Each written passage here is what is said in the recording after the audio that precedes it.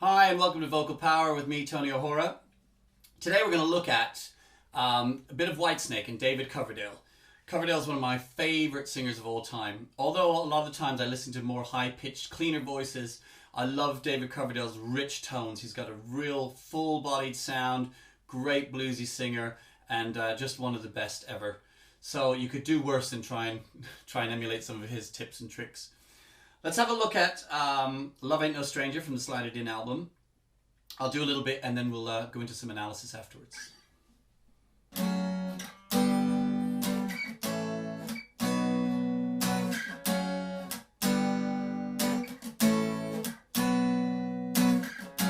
Who knows where the cold wind blows? I ask my friends, but nobody knows. Who am I to believe in love? Oh, love ain't no stranger.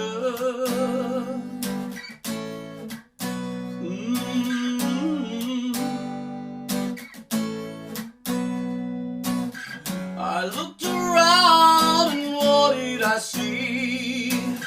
Broken-hearted people staring at me, all searching 'cause they still believe. Oh, love ain't no stranger.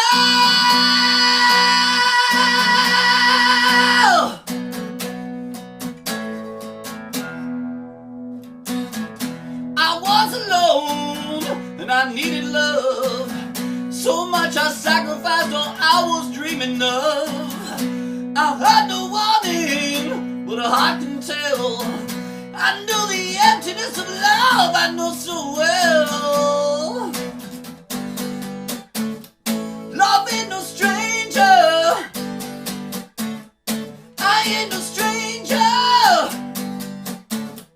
Love ain't no stranger. I ain't no stranger to love. No, no, no.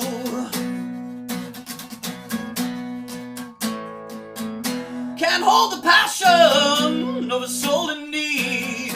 I look for mercy when my heart begins to bleed. I'm no good loving, not a friend of pain. But when I read between the lines, it's all the same. Love ain't no stranger. I ain't no stranger. Okay, you get the idea. Now let's look at a couple of things. First of all, David Coverdale sings with a very rounded vowel sound. If we didn't do any of this kind of rock sound to his voice, the opening would probably sound like this. Who knows where the cold wind blows? I ask my friends. So it's a very big sound underneath. And what he does to give it its own flavor, or his own flavor, he uses a few little techniques. At the beginning, he does quite a lot of creak into the voice. Some people call it, others call it vocal fry. Fry is probably the best. And it's just that, just sort of creeping up into the sound. Who knows where the cold wind blows? It comes here. I ask my friends.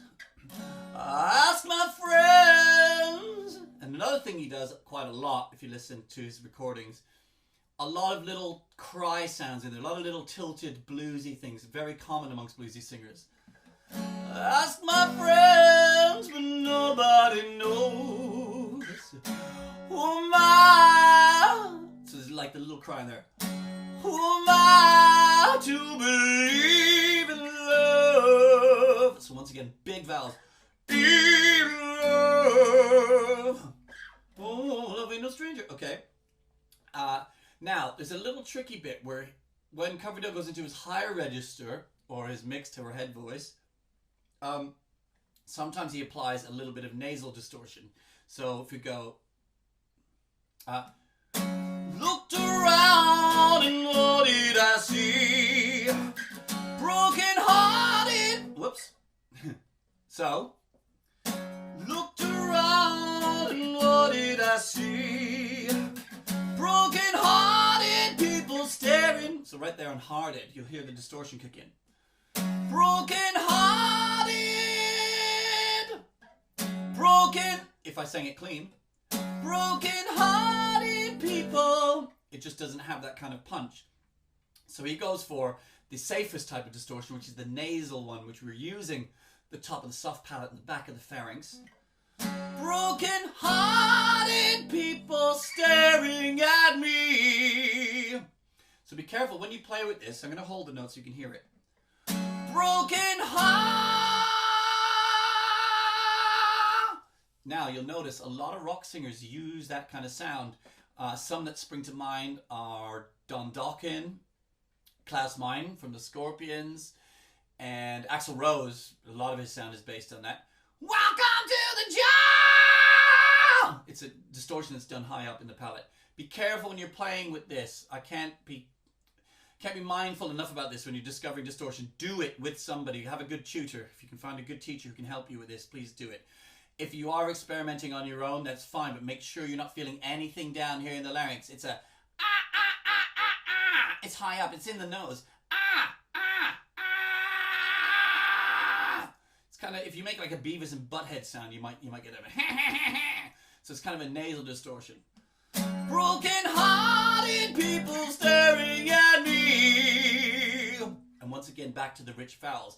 So it's those little flavors he puts in, combined with really, really solid technique underneath. You know, just a really good, big, bluesy rock voice that makes him sound so incredible.